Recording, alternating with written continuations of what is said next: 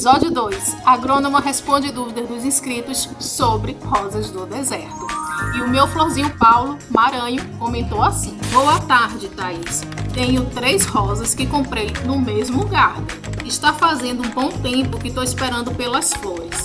Saem muitos botões, mas não chega a desenvolver. Logo ficam escuros e caem.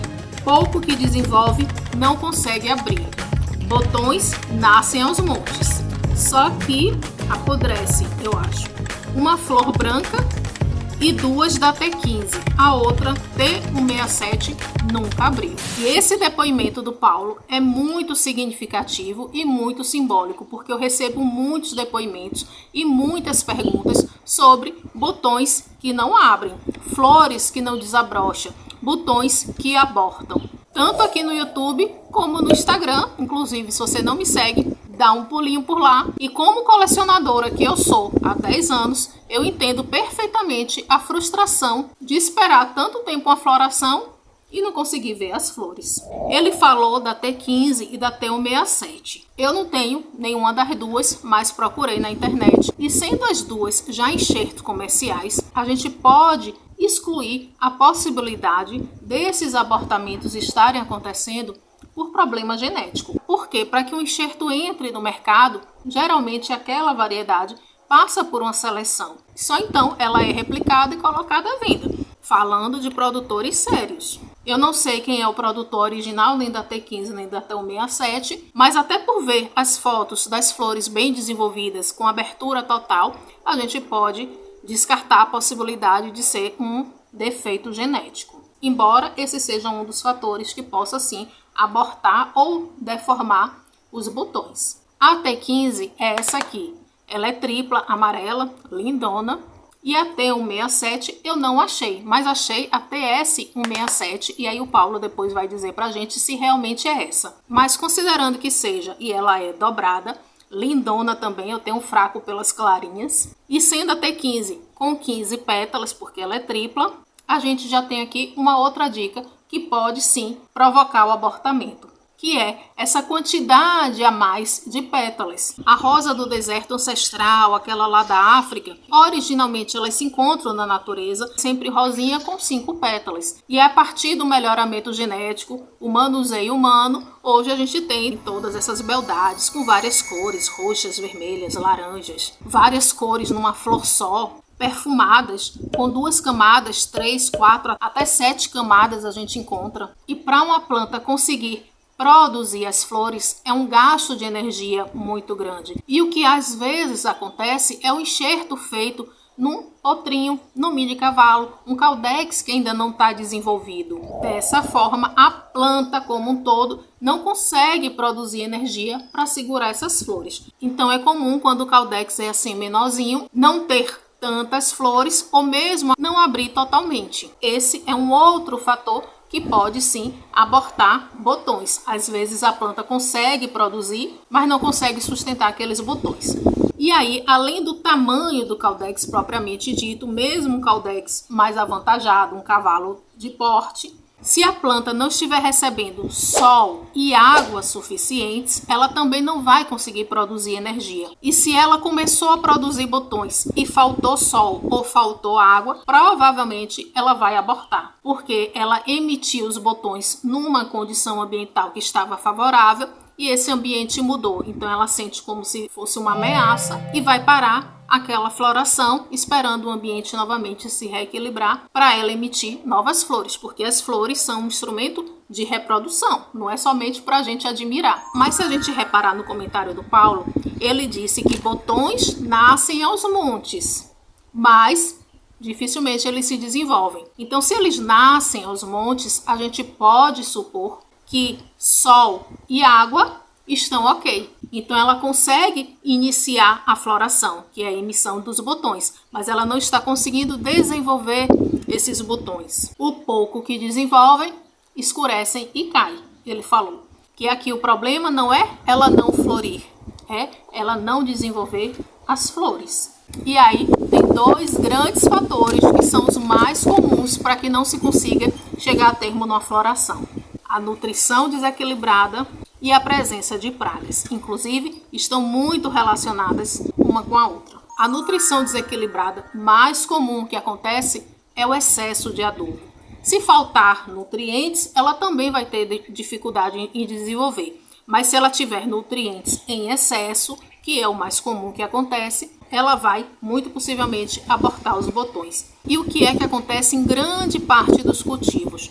Quando o colecionador vê os botões nascendo, pensa o quê? Preciso reforçar o fósforo e o potássio para garantir essa floração.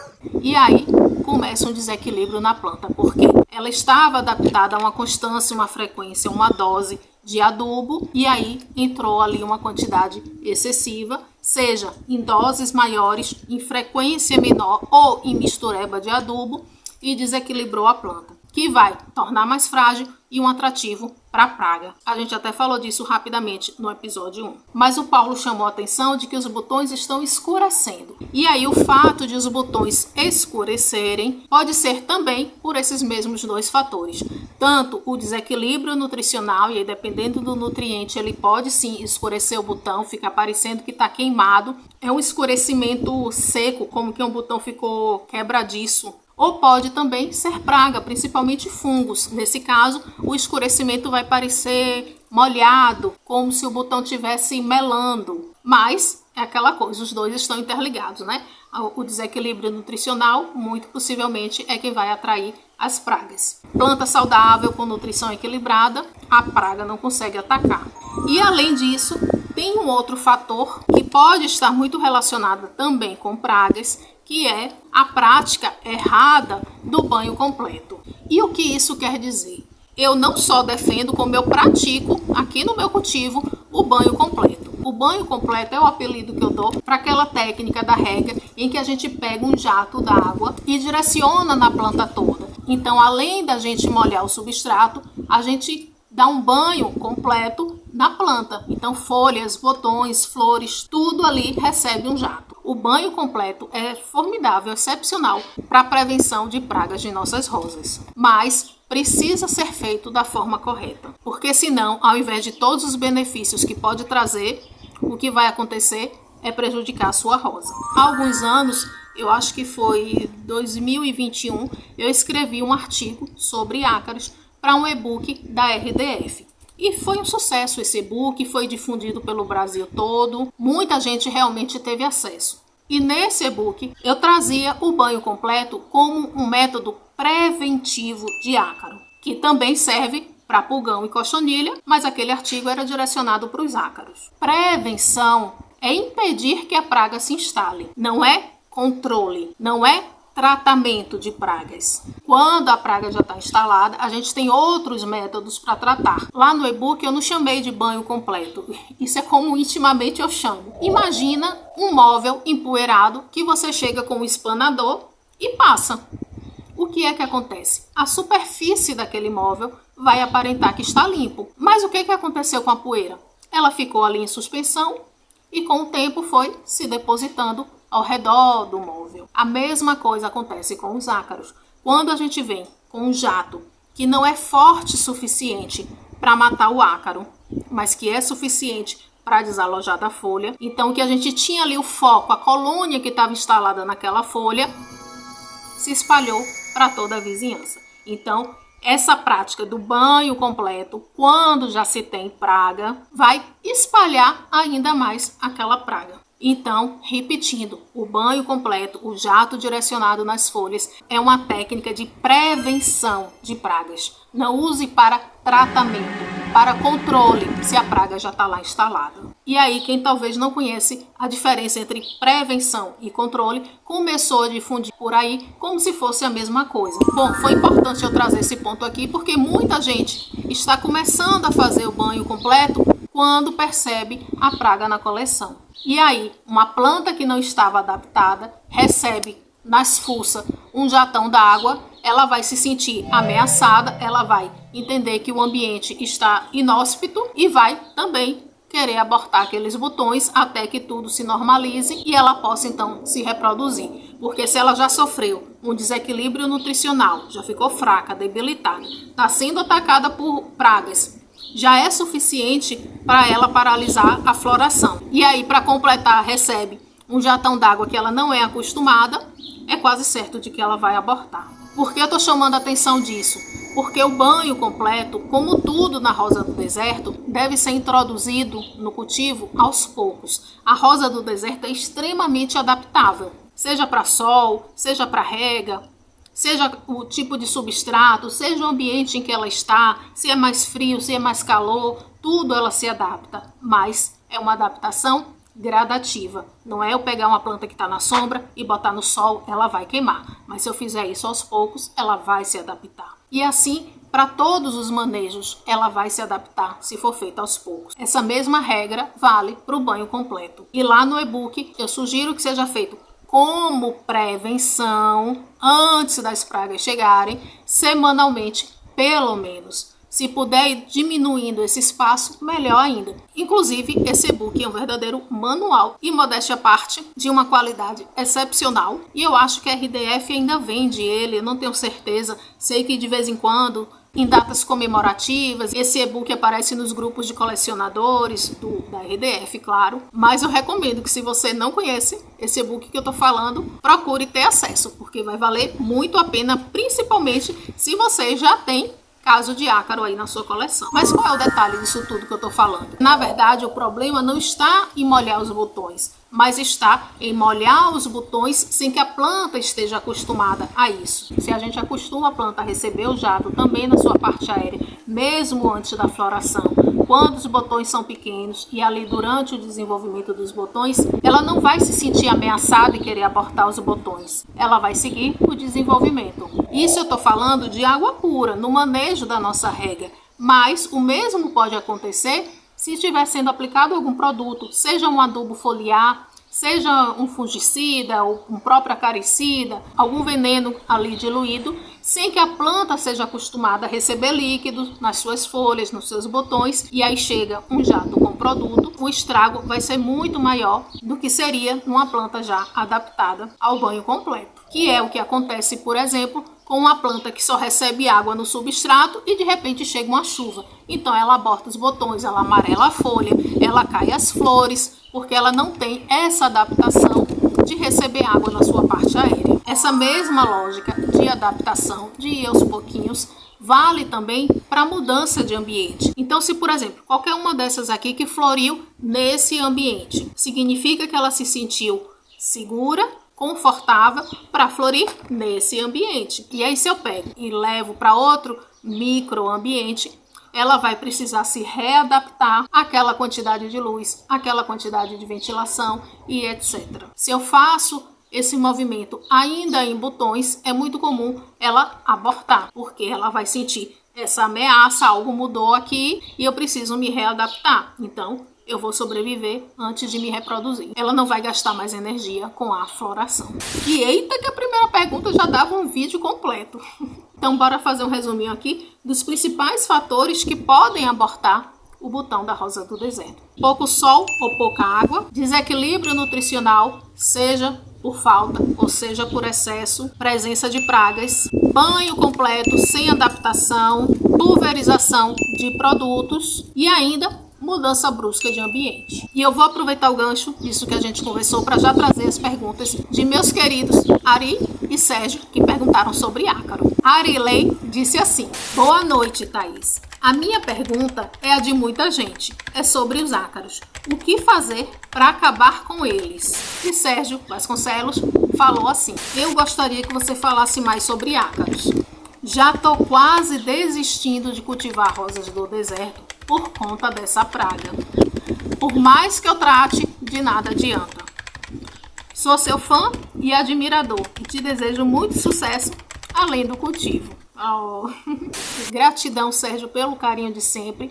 E ao mesmo tempo que eu fiquei extremamente feliz em saber que você admira o meu trabalho, eu também fiquei bem triste em saber que eu ainda não consegui te ajudar definitivamente no controle desses monstrinhos. E Ari também vira e mexe, tá perguntando sobre ácaro nos comentários. O que me mostra que ele também ainda não conseguiu viver um cultivo saudável. No episódio 1 eu mencionei rapidamente como as plantas desequilibradas nutricionalmente se tornam atrativas para as pragas. Muito provavelmente é o que está acontecendo na coleção aqui dos meninos. Sérgio e Ari e a grande maioria das coleções do Brasil fortemente e constantemente acabam sendo atacadas por ácaro. Desistir do cultivo não é a melhor solução. Como também encontrar o acaricida mais forte, mais potente, mais porreta do mercado também não vai resolver o problema. O mal precisa ser cortado pela raiz. Matar o ácaro que já está na coleção é a mesma coisa que tomar analgésico quando a gente tem dor de cabeça. Só vai resolver o sintoma. Se a pessoa não investigar o que é que está causando a dor de cabeça, ela vai voltar.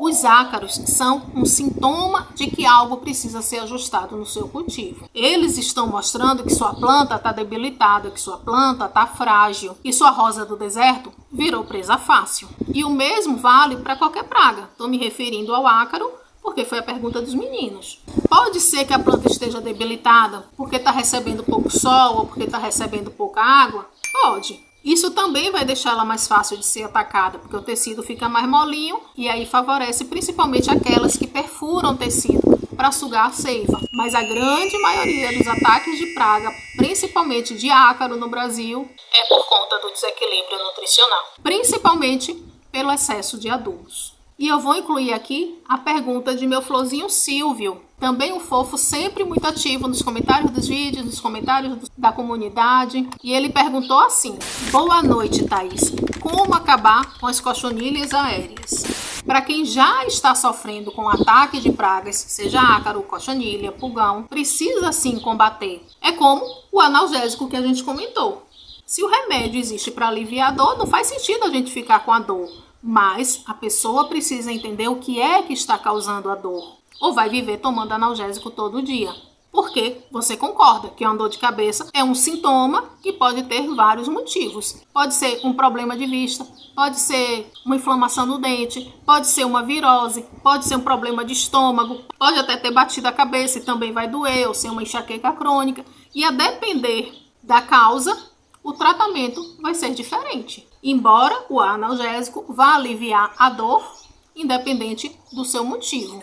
Assim é com o ácaro. Você vai usar um acaricida para matar aquele ácaro, mas se você não der um passo atrás para entender por que os ácaros estão chegando, você vai matar aquele e logo vão chegar outros, porque a causa ainda está ali. E considerando que 95% dos ataques de ácaro, cochonilhas e pulgões se devem ao desequilíbrio nutricional, eu vou focar aqui em como acabar as pragas a partir dessa causa. E vou passar aqui as etapas do protocolo Menolide contra ácaros, que também serve para pulgão e para cochonilha, que é focado basicamente em desintoxicar a sua planta e voltar a reequilibrar aos poucos. Nesse protocolo, a gente trata as pragas que já estão ali e fortalece a planta, torna ela resistente para que novas pragas não cheguem. E pelo tanto de gente que faz e depois conta o resultado positivo, eu posso confirmar os dados da minha cabeça, a estatística de que a grande maioria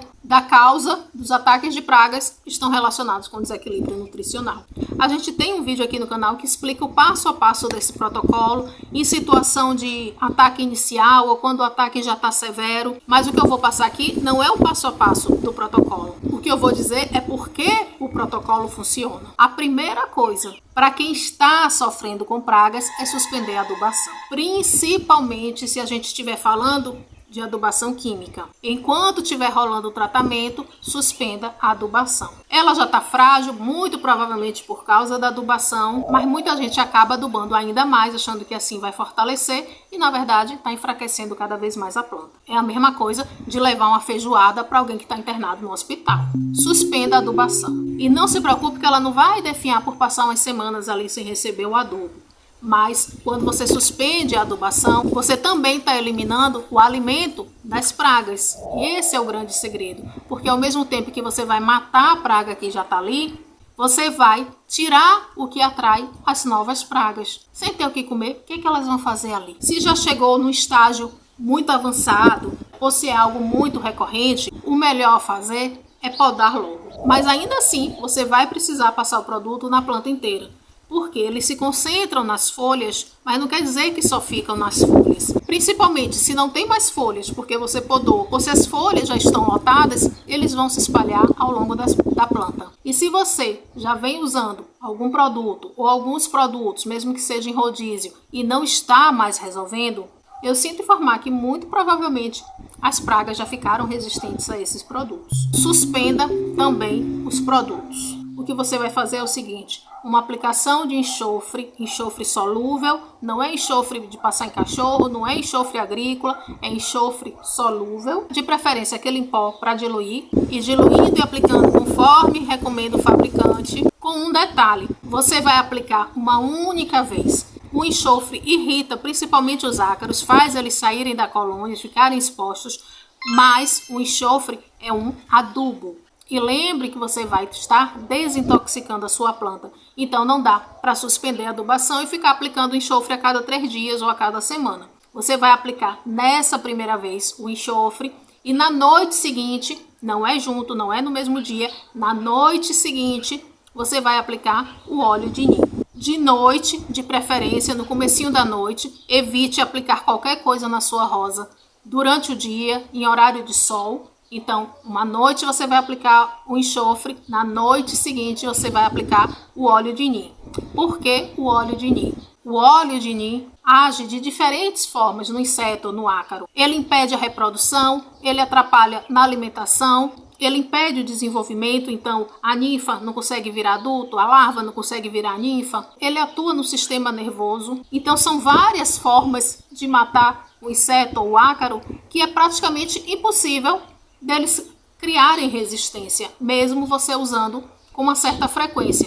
Sem falar que são quase 10 princípios ativos que atuam ao mesmo tempo. E um detalhe importantíssimo e maravilhoso do óleo de nim é que a planta consegue absorver um pouco desses princípios ativos e com uso frequente, sem exagero, na dosagem correta, não vai prejudicar a sua planta e, pelo contrário, como esses princípios vão passar a circular na seiva, é como se fosse um inseticida ou um acaricida sistêmico. Então, quando o bicho vier lá picar a sua planta e sugar a seiva, já vai vir com esse princípio ativo e ele vai ou rejeitar ou mesmo morrer, dependendo da quantidade. Então, o uso contínuo não só não causa resistência, como também serve como prevenção de pragas. Mas nesse caso, ela vai servir também como tratamento. Ao contrário do banho completo, além de prevenir, o óleo de nim também combate. Então você vai, numa noite, aplicar um enxofre, na outra noite aplicar o óleo de nim. Exatamente como estiver escrito lá na embalagem. Não pense que se você aumentar a dosagem ou diminuir a frequência, você vai estar potencializando o produto. Não vai. Você vai estar botando em risco a sua planta. Você vai esperar uma semana e aplicar novamente o óleo de nim. Não precisa ser a cada 3 dias. Quem nascer nesse intervalo de uma semana vai tomar pau do óleo na semana seguinte e vai repetir a cada semana até que sua planta comece a emitir novas folhas e essas folhinhas comecem a vir limpinhas. Não precisa mais aplicar um enxofre. Mantenha a rega abundante, mantenha sol, o máximo que você conseguir, e aplique o nim uma vez por semana até ela se recuperar. Geralmente, entre 2 e 3 meses, ela vai estar recuperada. Quando você tiver certeza que sua coleção está limpa, você pode ir espaçando o óleo de nim, mas continue usando como preventivo. Somente depois disso é que você vai voltar a adubar. E esse retorno na adubação vai ser de uma forma gradativa. Eu recomendo que você volte à adubação com o pezinho no freio. Faça uma adubação numa dose menor e aos poucos, bem aos poucos, vá chegando na dose máxima. Lembre que sua planta está convalescente. E bora acabar com a festa desses monstrinhos, porque ninguém merece ficar criando ácaro ao invés de estar admirando as flores, não é mesmo? As sementes que eu comprei podem virar flor diferente, dobrada ou simples? Foi minha flor Francisca Maria que perguntou. Com certeza vão dar flores diferentes. Cada rosa do deserto é única, ainda que as flores aparentemente sejam iguais. Mas se vai ser simples, ou dobrada, ou tripla, ou como é que vai sair a carinha da flor, a gente só tem como saber se o botão desenvolver e a flor abrir. Se ela vai ser cheirosa, que cor vai ser, nenhuma característica da flor a gente consegue saber já desde a semente. E se você encontrar alguém vendendo determinada semente, dizendo que ali é de flor preta, ou é de flor amarela, ou que vai ser dobrada, ou qualquer tipo de flor, ou essa pessoa não sabe do que está falando, ou ela sabe e está lhe aplicando um golpe. Pela semente, não dá para saber como vai ser a flor. Pelo cruzamento que foi feito, a gente pode tentar fazer uma previsão de como pode sair aquela flor. Se eu venho fazendo cruzamento por algumas gerações, de amarela com amarela, ou de branca com branca, ou de roxa com roxa, seja como for, eu tenho uma probabilidade maior de que as filhas vão herdar as características dos pais. Mas não é certeza. No mesmo lote, na mesma vagem, podem sair flores com características dos pais e podem sair flores completamente diferentes. Isso em quantidade de pétala, em formato da pétala, em cor, em perfume, em todas as características. O cruzamento entre rosas do deserto é igual o nosso cruzamento humano. Ainda que o mesmo casal tenha vários filhos, cada um vai ter a sua carga genética, mesmo que seja muito parecida com a mãe, ou muito parecida com o pai, ou mesmo irmãos muito parecidos entre si, iguais, eles não vão ser. Só em caso específico de gêmeos univitelinos e tal, mas aí seria um caso à parte. No geral, é muito parecido com as rosas do deserto. E para a gente entender isso melhor, eu vou trazer o exemplo das próprias rosas enxertadas, tão diferentonas. Aqui a gente tem a Lucky White, Purple Storm, Mademoiselle. Cada uma dessas nasceu de alguma semente. Essa aqui é de semente. Então, é uma planta que somente eu tenho. A Barbie Girl já é uma planta altamente difundida, já tem no mundo todo, é muito propagada no Brasil, mas existiu uma Barbie Girl original que teve pedacinhos enxertados espalhados por aí. Todas as rosas do deserto que você possa pensar, a mais bonitona, a mais diferentona, um dia nasceu de uma semente. Às vezes, numa mesma vagem, sai uma diferente. E, na verdade, é assim que hoje a gente tem toda uma infinidade de rosas mais variadas possíveis. E essa é uma das mágicas que me fazem amar a germinação. A gente nunca pode prever que surpresa pode vir de uma simples sementinha. Eu amei tanto que já estou pensando em uma vez por mês fazer um vídeo de resposta aos inscritos. Se você gostou da ideia, já deixe sua pergunta aqui nos comentários. E aí, se já tiver uma pergunta que você também tem dúvida, aperte lá no joinha, porque as perguntas que tiverem mais joinhas já vão ser selecionadas. Belezinha? Um cheiro, bora florir nosso mundo.